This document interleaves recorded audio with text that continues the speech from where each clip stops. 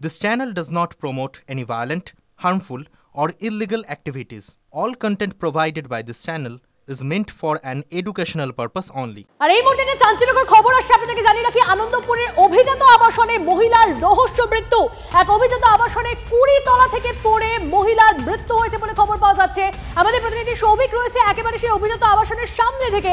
সৌভিক, ঠিক কি ঘটনা? খুন নাকি আত্মহত্যা নাকি দুর্ঘটনা? কি ঠিক ঘটনা ঘটেছে পুলিশ সূত্রে এখন অবধি কি জানা যাচ্ছে? দেখো, খুন না আত্মহত্যা সেটা এখনো পরিষ্কার নয়। আমরা একেবারে সেই আরওয়ানা যে আবাসন, এই আবাসনের 19 তলার উপর থেকেই কিন্তু পড়ে গিয়ে মৃত্যু হয় সঞ্চিতা আগরওয়াল, 44 বছর বয়স। যেমনটা সূত্র মারফত জানা যাচ্ছে যে আজকে সকাল 5:30টার সময় তার দেহ উদ্ধার হয় এবং শরীরের মাথার পিছনে আঘাতের চিহ্ন রয়েছে। মাথার যে খুলি, সেই খুলি সাংঘাতিক রকমভাবে ড্যামেজ হয়েছে, শরীরে একাধিক জায়গায় আঘাতের চিহ্ন, এবং এই বিল্ডিংয়ের উপর থেকে কিভাবে তিনি পড়ে গেলেন সেটাই খতিয়ে দেখছে পুলিশ। ইতিমধ্যে তার দেহ কিন্তু ময়নাতদন্তের জন্য নিয়ে যাওয়া হয়েছে। প্রাথমিক অনুমান, যেটা পরিবার সূত্র, অর্থাৎ এই ঘটনার পরে পরিবারের লোকজনের সঙ্গে পুলিশ তদন্ত করে বা কথাবার্তা করে যেটা জানতে পেরেছে, বেশ কয়েকদিন ধরে কিন্তু মানসিক অবসাদে ভুগছিলেন এই সঞ্চিতা আগরওয়াল। তার জন্য তিনি আত্মহত্যার পথ বেছে নিলেন না, এর মৃত্যুর পিছনে অন্য কি কারণ রয়েছে, অত উঁচু থেকে কীভাবে পড়ে তার মৃত্যু হলো, গোটা ঘটনা কিন্তু খতিয়ে দেখছে পুলিশ। তবে এই ঘটনায় কিন্তু যথেষ্ট পরিমাণে চাঞ্চল্য ছড়িয়েছে, কারণ একদম ভোরবেলা অর্থাৎ 5:30টার সময় এই দেহ উদ্ধারকে ঘিরে আরওয়ানা যে আবাসন, সেই আবাসনের মধ্যে কিন্তু যথেষ্ট পরিমাণে উত্তেজনা ছড়ায়। সৌভিক, কোনোভাবে তার পরিবারের সদস্যদের সঙ্গে কথা বলা সম্ভব হয়েছে? না, দেখো, পরিবারের সদস্যদের সঙ্গে কোনো রকমভাবে কথা বলা সম্ভব হয়নি, কারণ পরিবারের সবাইকেই কিন্তু পুলিশ নিয়ে গিয়ে জিজ্ঞাসাবাদ করছে, এই মহিলার ব্যাকগ্রাউন্ড জানবার চেষ্টা করছে, এবং যেটা প্রাথমিক অনুমান পুলিশ পরিবারের সঙ্গে কথা বলে যেটা উঠে এসছে, এই মহিলা মানসিক অবসাদে ভুগছিল। কী কারণে মানসিক অবসাদে ভুগছিল সেটা কিন্তু এখনো পরিষ্কার নয়। গোটা ঘটনা তদন্ত সাপেক্ষ, পুলিশ ইতিমধ্যে তার দেহ তদন্ত চলছে, অবশ্যই আমাদের নজর থাকবে। অনেক ধন্যবাদ সৌভিক। এবার যে খবরে নজর রাখতেই হবে, আরো চাপে রাজ্যের মন্ত্রী চন্দ্রনাথ সিনহা। সম্পত্তি সংক্রান্ত বিতর্ক তার পিছু ছাড়ছে না। আর চন্দ্রনাথ সিনহার অন্তর্বর্তী জামিনের যে আবেদন, তার বিরোধিতা করবে ইডি, এবং ইডি তার এই সম্পত্তি, যে সম্পত্তির কোনো হিসাব তিনি দিতে পারছেন না, সেই সংক্রান্ত নতুন তথ্য নিয়ে ইডি প্রস্তুত। চন্দ্রনাথ সিনহাকে 7 দিনের হেফাজতে চাইবে ইডি। আমার সঙ্গে আমার সহকর্মী সুজয় রয়েছেন। সুজয়, রাজ্যের মন্ত্রীর সামনে এই মুহূর্তে নয়া বিপদ, কারণ ইডি এই মুহূর্তে তার যে 13 কোটি টাকার সম্পত্তি, যা তিনি চাকরি চুরি করে পকেটে ঢুকিয়েছেন বলে মনে করা হচ্ছে, তার হিসেব নিয়ে প্রস্তুত।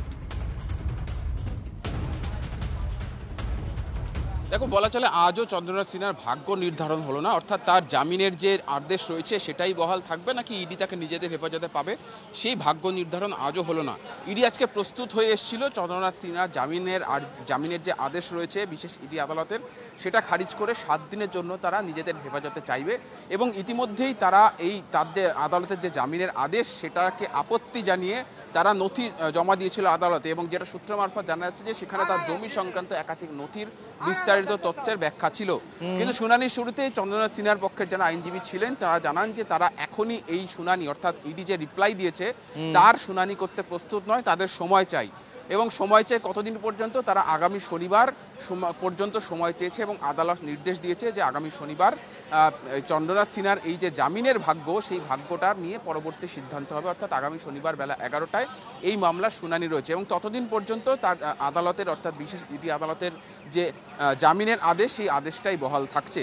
তুমি জানো যে ইতিমধ্যে ইডি যে চার্জশিট পেশ করেছে, চার্জশিট দাখিল করেছে, সেখানে 12,72,00,000 টাকার একটা হিসেব দেওয়া হয়েছে ইডির তরফ থেকে, যেখানে বলা হচ্ছে যে চাকরি বিক্রি করে চন্দ্রনাথ সিনহা এই টাকা পকেটে পুড়েছেন, এবং 159 জনের তালিকা চন্দ্রনাথ সিনহা তার পরামর্শ, অর্থাৎ মন্ত্রীর জায়গা থেকে, তিনি যখন মৎস্যমন্ত্রী ছিলেন সেই জায়গা থেকে তিনি সুপারিশ করেছিলেন 159 জনের, এবং ইডি সেখানে একটা সংখ্যাতত্ত্বের একটা হিসেব দিয়েছে যে গড়ে যদি 8 লক্ষ টাকা করে প্রত্যেক ক্যান্ডিডেটের থেকে, প্রত্যেক প্রার্থীর থেকে চন্দ্রনাথ সিনহা পেয়ে থাকেন, তাহলে তার হিসাব গিয়ে দাঁড়াচ্ছে 159 জনের ক্ষেত্রে 12,72,00,000, বা বলা চলে 13 কোটি টাকা।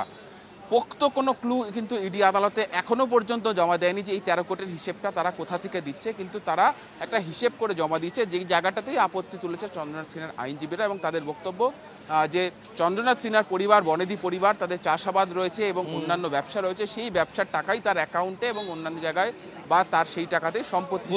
বুঝতে পেরেছি সুজয়, নজর রাখো। আপাতত ধন্যবাদ।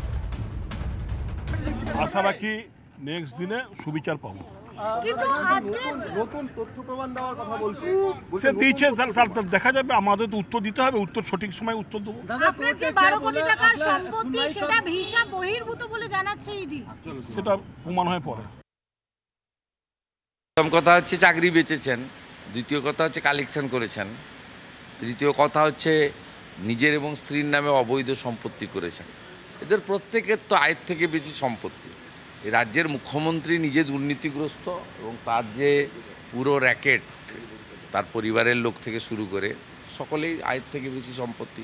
চার্জশিটেড হয়েছে মানে তো কনভিকশন হবে, ওকে তো নির্দোষ প্রমাণ করতে হবে। ট্রায়ালে ফেস করলে কনভিকশন হবে।